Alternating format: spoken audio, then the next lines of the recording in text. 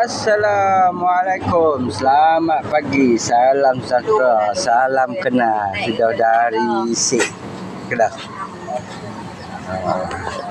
Hari ini sudah menyaga dekat Bandar Baru Berjaya, berdekatan simpang Pondok Ustaz Aliah ataupun Pondok Radatu Jannah, Warga Mas. Hari ini ada jam. Jam ni, kalau jam ni, ni 25, ni 20, ni 15, ni 15 ringgit. Jam ni 250, ni 70 ringgit. Kabel ni 15 ringgit. Cincin ni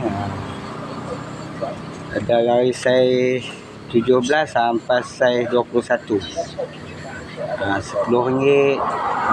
Ni 40 ringgit. Batu cincin dari 10 ringgit sampai 80 ringgit. Rantai kayu 5 ringgit. Ada coklat. Ada air gas. Air gas 1 kap 2 ringgit.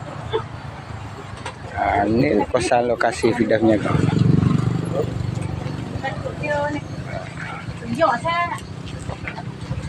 Sini ada sebelah ada nasi lemak, bilis telur ada, nasi lemak, ayam sambal, ayam kicap, bihun, cucuk.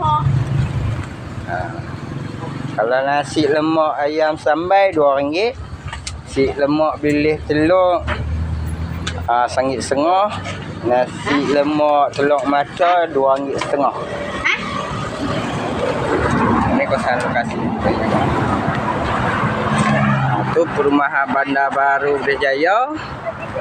Itu sekolah kebangsaan Bandar Baru Berjaya. Belakang ni Pondok Ustaz Aliah ataupun Pusat Pengajian Tasbih Pondok Radatu Jannah, Bandar Baru Berjaya, Batu 5 Sik Kedah. Ini pondok.